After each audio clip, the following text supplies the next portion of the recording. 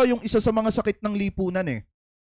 Sa totoo lang mga kababayan, hindi ba kayo nagtataka ilang araw na natin tong halos kinokontent tong dalawang to? Kasi mga kababayan, sa totoo lang, hindi lang sila dalawa dyan. Apat na sila mga kababayan at ganito kung paano kayo utuin. Pakinggan po natin. Siya ang nangunguna. Number one po, siya ang nangunguna. Number one po, dahil sa ang tanong, sino ang pinagkakatiwalaan sa mga tumatakbong senador pagdating sa korupsyon? Kung susolusyonan ang tungkol sa korupsyon, number one po. Hindi, nadulas ka na eh. Ipinasok mo lang yung susolusyonan yung pagdating sa korupsyon. Pero kung ang tanong pero kung ang tanong talaga diyan mga kababayan ay ganito, sino yung pinagkakatiwalaan na politiko pagdating sa pagiging sa korupsyon mga kababayan, talagang magna number one etong si Kibuloc. Bakit mga kababayan? Kasi nung panahon ni Digong, kahit hindi siya politiko, talagang kumukurap sila di umano nitong si Digong. Bakit? Sa pamamagitan mga kababayan nung kanila mga construction company. Kaya nga nabuo nila mga kababayan yung kingdom, di umano. So ngayon, kung titingnan po natin, ito yung pinapakalat nila. Ito daw si Kibuloc mga kababayan, nangunguna daw sa senatorial survey. Ayon po mga kababayan, dito sa kapatid ni Byron. Dito sa kapatid nitong si Banat Bay. So ngayon pakinggan po natin. Si Pastor Kibuloy. Kung ang Duterte ay meron silang showroom na Davao kung paano nila napaganda, si Pastor Kibuloy ay meron. Yung KOJC, paano niya napaganda yan?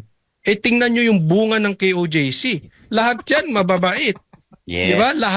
Lahat daw mababait mga kababayan yung mga taga KOJC. Naniniwala ba kayo doon? Eto mga kababayan, papasko na nga lang lahat-lahat. Pinag-uutupan taong bayan. Yung vice-presidente nila, pinaplastik ang mamamayan. Eto naman mga vlogger ng vice-presidente at saka ni Kibuloc at saka nitong si Digong, inuuto pa rin ng taong bayan. Eto ba palabasin nila mga kababayan, nangunguna daw sa survey etong si Kibuloc. Pero mga kababayan, dito sa latest survey na nakita natin, may pangalan ba dyan ni Kibuloc? May pangalan ba dito ni Kibuloc? Ayan o. Tingnan nyo mga kababayan, may nakita ba kayo dyang Mang Kanor? Or di kaya naman mga kababayan, Pastor Apollo C. Kibuloy? May nakita ba kayong ganyan? Ayan o. Wala mga kababayan, hindi nga nakapasok kahit doon sa top 12. Wala yung pangalan nitong si Kibuloc. Ganyan po mga kababayan, utuin ang taong bayan ng mga vlogger nitong si Digong. Alam nyo, sa totoo lang mga kababayan, siguro minamahina ng mga vlogger na to ang karunungan ng mga manonood. Kasi ganun-ganun na lang nila kadali na utuin ng taong bayan at ipakalat nila na nangunguna daw sa survey etong si Kibuloc kahit hindi naman, kahit wala naman mga kababayan yung pangalan niya dito sa mga senador, sa mga tumatakbo sa pagkasenador na talagang napupusuan ng taong bayan na suportahan at iboto. Diba? Sa totoo nga lang mga kababayan, eto nga si De La Rosa, sapilitan pa na nakapasok dito eh. Diba? At saka itong si Camille Villar. Pero kung titingnan natin mga kababayan yung pangalan ni Kibuloc dito, wala naman. Di ibig sabihin, inuuto lang ang taong bayan. Ipagpatuloy pa natin. Siyan may puso para sa bayan. Itong clean up drive, ito po ay initiative ni Pastor Kibuloy pero buong KOJC tumutulong dyan dahil gusto Ito mga kababayan na press 1 nga kung sa tingin ninyo yung mga member ng KOJC. Hindi ko naman nila lahat. Press 1 kung sa tingin ninyo yung mga member ng KOJC, may mga ilan dyan or meron mga ilan-ilan dyan na bastos talaga makitungo sa ibang tao. Press 2 kung wala.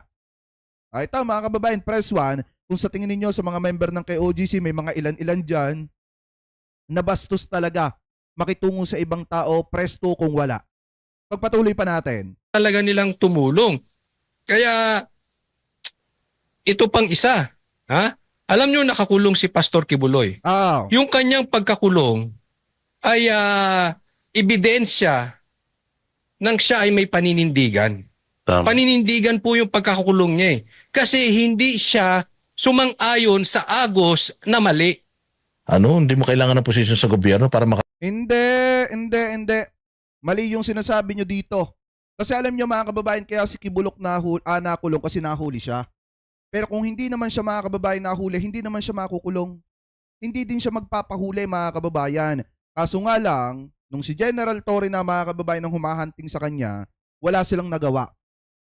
Walang nagawa itong si Kibulok mga kababayan kung hindi sumurrender. Kasi nga sukul na. Pero kung hindi naman yan mga kababayan nahuli, siguro hanggang ngayon, nagtataguya na katulad nitong si Harry Roque. Saan ba naman kayo nagkatala? Susuko ka na nga lang lahat-lahat.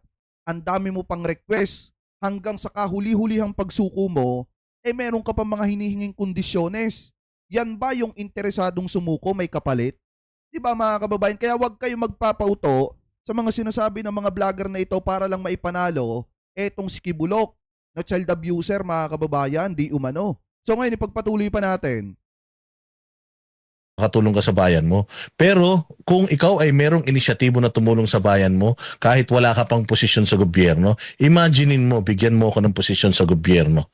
Yeah. Di ba? Sabi nga nila ito na yung nagagawa ko sa bayan ko, pero bigyan mo pa ako ng mas malawak na kapangyarihan para mas lalo kong magawa itong bukasya ko. Mahilig naman to si Pastor Apollo Kibuloy mag clean up drive, Yes. maglinis-linis. Ilagay natin to sa Senado, Bear 52 sa balota, ilagay nyo sa Senado, sigurado doon maglilinis yan. Oh, it's Ano about lilinisin time. niya doon? It's about Linisin time. yung mga Mga basura doon. Lahat ng basura sila doon. doon. Tayo, Wala ngang alam si Kibulok mga kababayan tapos ilalagay pa nila dyan. Tapos ang pinakamasaklap pa nga mga kababayan, yung mismong KOGC nga, may mga nagrereklamo dito kay Kibulok. Mayroong mga nagsasabi na sila mga kababayan ay inabuso, binastos nitong si Kibulok mga kababayan. Tapos ngayon sasabihin nila, pag naging senador, etong si Kibulok lilinisin yung mga kalat daw dyan sa Senado. Di kawawa pala mga kababayan, etong si Robin Padilla, kung sakali mga kababayan na maging senador.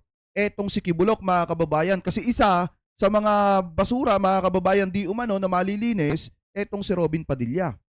Di ba mga kababayan, ipagpatuloy pa natin. lagi po tayo napapasama dyan sa mga clean up drive na yan, sa tree planting.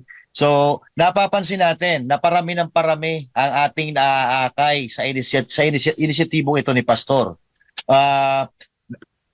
Marami ang natutuwa at Mahirap pang gumawa ng fake news. siyempre, marami nang sumasama ngayon. Nakikita natin yan tuwing tayo sumasama doon sa mga yung mga volunteers, hindi talaga walang mapagsidlan yung kanilang tuwa.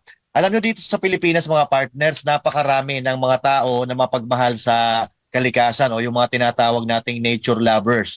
Nawawalan lang sila ng gana na maglinis o mga laga sa ating kalikasan kasi wala namang Hindi naman kasi mga kababayan ganito yan ha.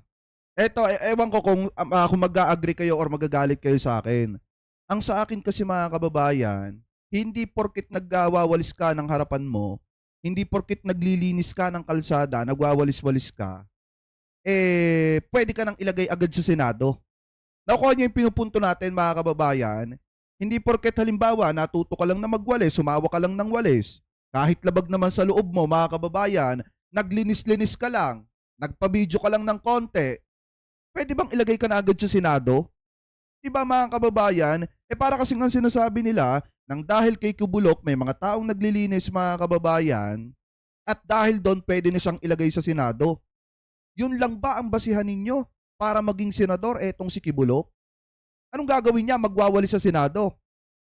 Diba mismong sa kanila na nga lang mga kababayan, nang galing. Kapag ka daw naging senador etong si Kibulok, lahat daw ng kalat sa Senado ay malilinis daw. So ibig sabihin, ang gagawin lang pala niya mga kababayan sa Senado, magwawalis-walis lang siya doon. Maglilinis-linis lang siya doon. Kung si Robin Padilla pakain-kain lang, habang naghihiring, si Kibulok naman mga kababayan palinis-linis lang. Diba? Yun ang basihan nila mga kababayan. Ito yung isa sa mga plataforma na ipinopromote nila mga kababayan. At lagi nilang sinasabi na kapag ka daw etong si Kibulok naging senador, automatic lilinis daw. Yung kay OGC nga, di nga nila nalinis Diba? May mga tao na nagrereklamo na inabuso. Diba? Ipagpatuloy pa natin. sumusuporta until dumating itong inisyatibo ni Pastor Apollo Kibuloy. At dito, nagkaroon ng pag-asa. Nabigyan tayo ng pag-asa tulad dati na tayo mapagmahal sa kalikasan.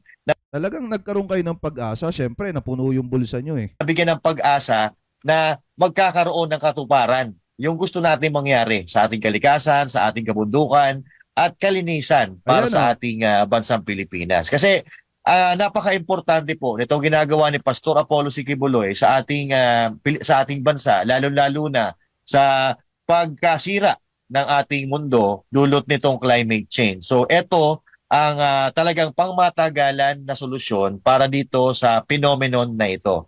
At ako, mga partners, kung ipagpapatuloy ito ni Pastor Apollo Siquibuloy, itong inisyatibo na ito, ako ay patuloy na sasama at magiging bahagi tayo ng solusyon. Dahil dito, hindi lang natin napapangalagaan ang kalikasan, napapangalagaan din natin ang Eto, tanong lang naman mga kababayan, sa mga nanonood po sa atin sa 900 plus na nakatutok, eto tanong lang naman, iboboto nyo bang senador etong si Kibulok?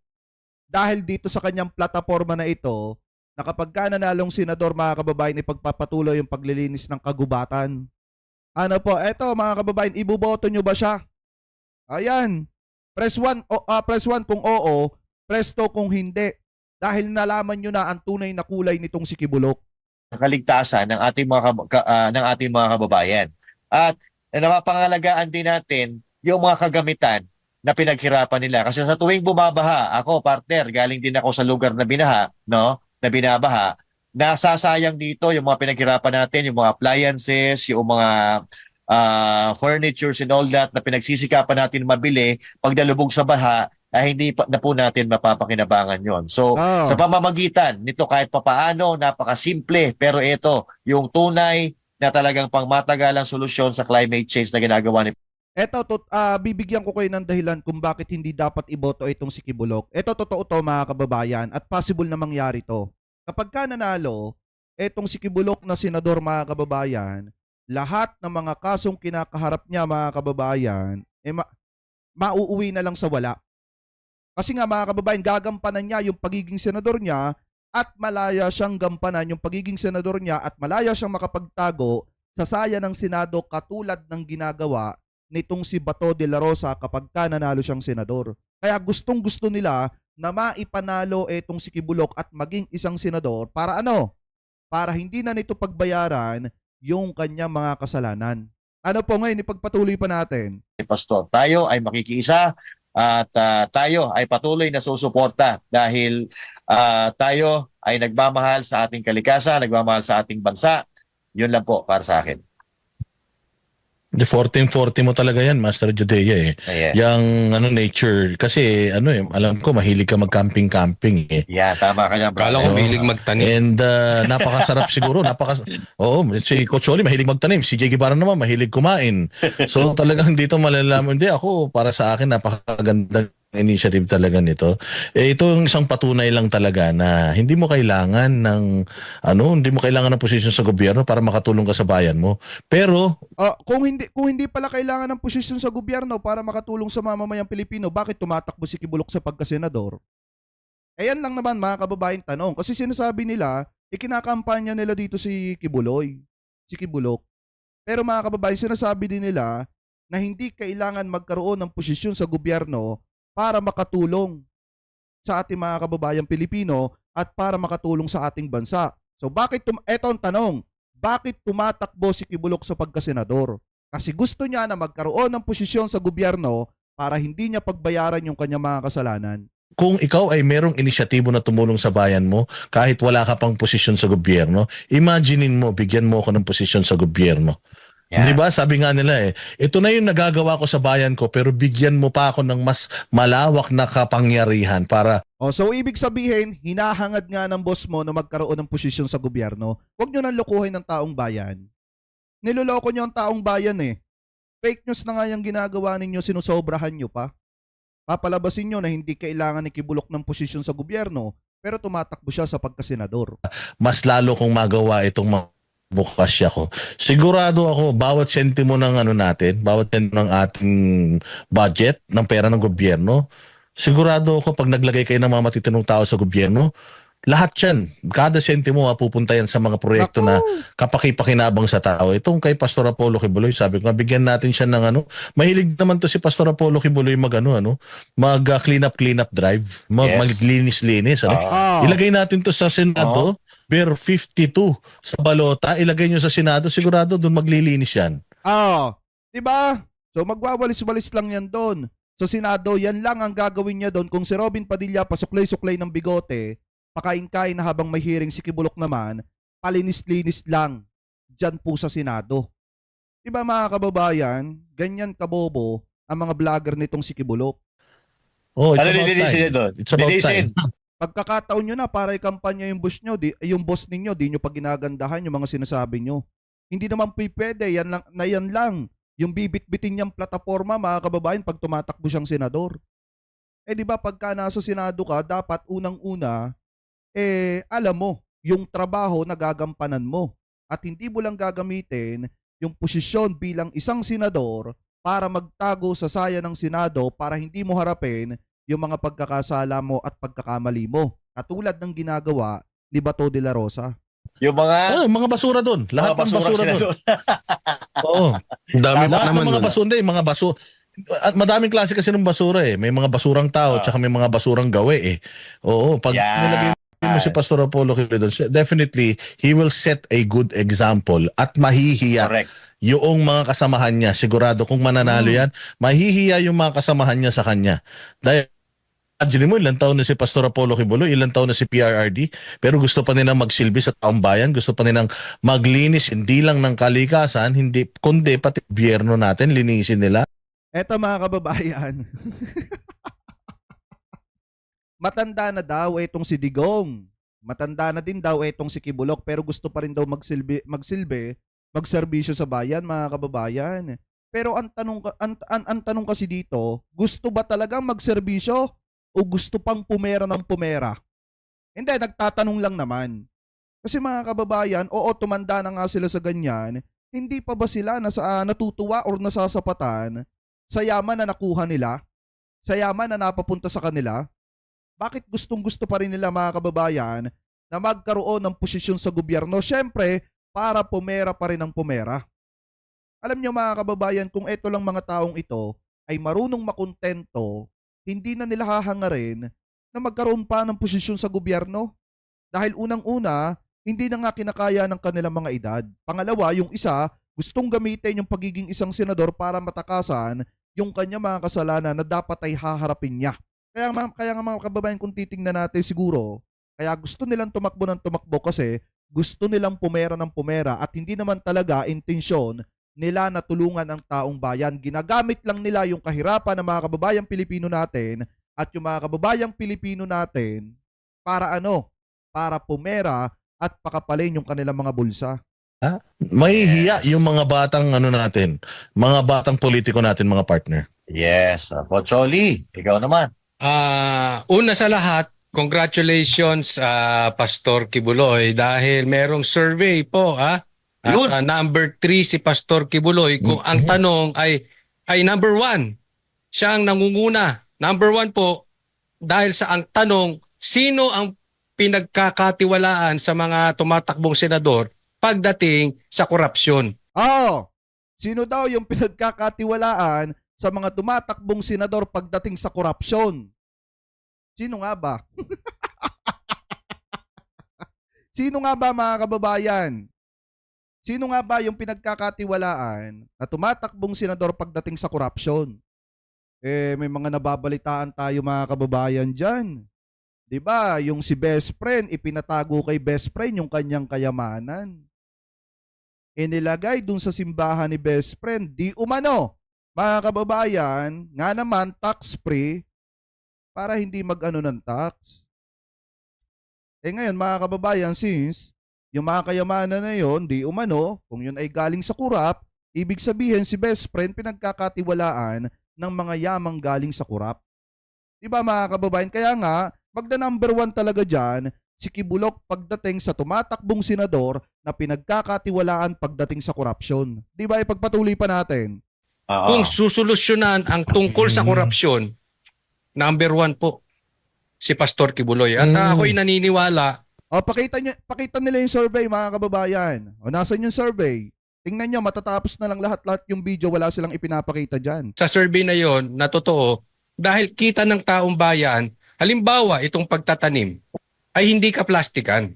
Dahil dati niya nang ginagawa eh. Yun. At higit sa lahat, hindi ito parang ayuda na pera ng taong bayan ginagamit mo rito tapos magpapasikat ka. Ito po ay hindi pera ng gobyerno, hindi pera ng taong bayan. Ito ay sariling pera, sakripisyo nila Pastor Kibuloy, tulong para sa mga Pilipino. Kaya yun ang tingin nila kay Pastor na totoong tao eh. At sa ano nga, ang tanong doon sa survey, kung ngayon ang botohan, sinong iboboto mo? Pumapangatlo po si Pastor Kibuloy. Actually, Sabi mo kanina, nangunguna, ngayon pumapangatlo na. Oo. ikat kita, ilan yung participant dyan sa survey na yan? Lahat po madami. 30,000 plus. Oo. 30,000 plus. Hindi katulad nung 1-2 lang na tinatanong mo. Oo. Hindi mo alam kung sino-sino. Ito, O, nasaan nga, mga kababayan? Ito nga yung problema eh. Sinasabi nila may survey. Nasaan yung survey? ang participant dito, ang nakikisali, nasa mahigit 50,000 na tao. Tama. Yan. Tsaka specific yung tanong. Yes. Halimbawa, tanong, sino makakasolusyon ng corruption? Number one, si Pastor. Kung botohan ngayon, sino iboboto mo? Ganon katindi. Yan. Kaya kasi alam mo, eto partners si Pastor Kibuloy, kung ang Duterte ay meron silang showroom na Davao kung paano nila napaganda, si Pastor Kibuloy ay meron. Yung KOJC, paano niya napaganda yan? Tingnan nyo yung bunga ng KOJC. Lahat yan mababait. Yeah. Alam nyo, mga kababayan, pagka sinasabi nila mababait, natatawa na lang ako kasi nung panahon, mga kababayan, na di ba yung ating mga kapulisan, hinahanap etong si Kibulok dyan sa KOJC. Kita nyo ba yung ginawa ng mga taga KOJC? Para protektahan lamang yung kanilang sinusuportahan na pastor na nagtatago sa kamay ng batas. Kita nyo yung ginawa sa ating mga kapulisan, sala sa minumura, mga kababayan, sinisigawan, sinasaktan yung ating mga kapulisan. Tapos ngayon, ipagmamalaki mo, mababait yung mga taga kay OJC. O hindi ko nilalahat, mga kababayan, ha? Baka naman sabihin ng iba, sobrang higpit naman natin kasi nilalahat natin. Hindi po. Hindi ko nilalahat kasi may mga iba dyan, mga kababayan, na totoo naman sigurong mabait at may iba naman dyan na nagbabait-baitan lang. Pero yung sinasabi niya na lahat ng taga kay OJC mababait, isang malaking kalokohan po yan. Diba? Lahat yan may puso para sa bayan. Nako po. Itong clean up drive, ito po ay initiative ni Pastor Kibuloy pero buong KOJC tumutulong dyan dahil gusto talaga nilang tumulong. Kaya ito pang isa. Alam nyo nakakulong si Pastor Kibuloy. Yung kanyang pagkakulong ay ebidensya nang siya ay may paninindigan. Nako. Paninindigan po yung pagkakakulong niya Kasi hindi siya sumang-ayon sa agos na mali. Talagang matapang siya. Kaya siya nakulong kasi may mga kababayang Pilipino po tayo na nagreklamo laban po sa kanya. Kaya po siya nakulong, mga kababayan, kasi may mga nagrereklamo na di umano, mga bata na naabuso po niya. Meron pa po, mga kababayan, ng mga qualified human trafficking na inirereklamo laban po sa kanya. Kaya po siya nakulong, mga kababayan, and then may mga iba pa siyang kaso na dapat niyang harapin. Kaya nga hinahabol din siya, mga kababayan, ng FBI. Kaya nga wanted siya, mga kababayan. 'Di ba? Kasi nga may nagawa siya na mga atraso at mga kasalanan. Hindi dahil sa may paninindigan siya. Wala siyang paninindigan kasi nung unang beses na etong si Kibulok, mga kababayan, pinapasuko na ng ating mga law enforcer. Ayaw niyang sumuko. Nagbigay pa nga siya ng ilang kondisyones, mga kababayan, na kung saan gusto niya pa na lumuhod yung presidente sa kanya. Sa kanya para lamang lumabas siya at saka sumuko. Hindi dahil sa may paninindigan siya, kung hindi dahil nasukol po siya, kaya siya nahuli, kaya siya naaresto. Ngayon, ipagpatuloy pa natin. Siya na sinabi ito ang tama. Hindi siya sumang-ayon sa nakawan, sa abusado, at hindi siya Tandaan nyo mga kababayan ha, yung sinasabi nilang survey na 50,000 yung participant, wala tayong nakikitang ganon. Kahit ako wala pa ako nakikitang ganon. Ewan ko lang kayo. Baka may nakita kayo dyan, pwede nyong ipasa sa akin. Ang nakita ko lang naman mga survey, eto. Galing sa, galing dito sa Metro Manila Subway Update. And then eto naman mga kababayan, wait lang. Galing sa News 5. Ayan o, kung makikita nyo, may, yan. May logo mga kababayan ng News 5. Ayan yung latest survey, November 26. Mga kababayan. Ano po, 2025. Ngayon, ipagpatuloy pa natin. Senatorial preference, November 26 mga kababayan to December 3, 2024. Ano po, 2025 pala senatorial preference to November 26 to December 3, 2024. Ano po ngayon, ipagpatuloy pa natin. Sumang-ayon sa mga makakaliwa. Kaya naman siya ay ginigipit. Alam mo, kita ng taong bayan yan, mga partners. Alam nila yan. Alam namin yan na hindi yan ginigipit at wala kami pakialam dyan kung makulong yan. Ang ayaw namin yung makakapasok yan sa Senado kasi hindi niya mapapanagutan yung mga pagkakasala niya kung mananalo siyang senador. Kita nila yan kay Pastor Kibuloy. Habang nakakulong si Pastor Kibuloy, nakikita nila yung ebidensya na talagang ipinaglalaban yung pagkakulong ni Pastor Kibuloy. Ito po ay pakikipaglaban sa bawat isa sa ating mga Pilipino. Pwede naman siyang relax eh. Yes. Di ba? Anong gagawin niya? Hihimod lang siya dyan sa mga yan. Relax na siya dyan. Wala siyang kaso, haya-hayang buhay. Meron naman silang kakayanan, may pera sila, meron silang lugar na maganda, meron silang prayer mountain, di ba? Pwedeng pahinga, bakit pinahirapan mo sarili mo? Yan po, kita ng taong bayan. Pagkakulong ni Pastor Kibuloy, sakripisyo dahil ang talagang nakakulong dyan, hindi si Pastor Kibuloy. Sino? Taong bayan. Nakakulong tayo dito sa pang-aabuso partners ng mga Okay, partner Jay, politiko. ikaw naman. Hindi, kaya nyo lang nasasabing inaabuso kayo kasi kailangan yung gumalaw kailangan yung ipagtanggol yung mga bossing nyo. Kasi pag hindi nyo ipinagtanggol, ala datong. Ganun yung mangyayari mga kababayan. Pag di na ipagtanggol, ala datong. Nga, butas ang bulsa.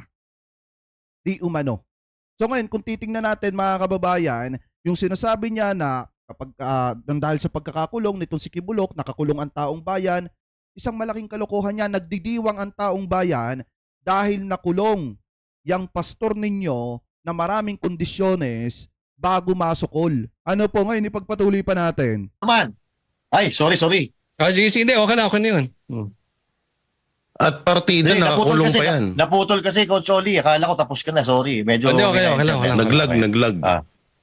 Ayan, cut na natin dyan mga kababayan ha. Ito, pinagkakalat nila bago nilang gimmick para pabanguhin ang pangalan nitong si Kibulok. Kung kayo mga kababayan pinaplastic, kung tayong taong bayan pinaplastic ng ating Vice Presidente, eto naman mga kababayan, ganito tayo utuin or ganito utuin yung mga DD-shit mga kababayan at ibang mga kababayang Pilipino natin nitong mga vlogger ni Kibulok.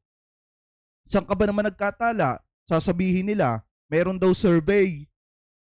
50,000 yung participant and then mga kababayan, number 1 daw sa survey etong si Kibulok. Pero wala namang ipinapakita na survey.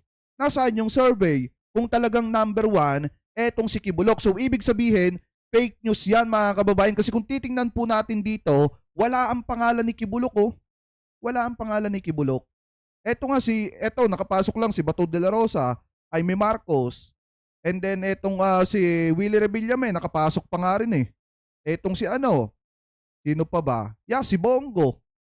Diba mga kababayan? Pero yung si Kibulok wala sa survey etong si Kibulok. Kaya nga mga kababayan, kailangang ipakita nila yung sinasabi nila na 50,000 yung participant and then nag number 1 sa survey etong si Kibulok.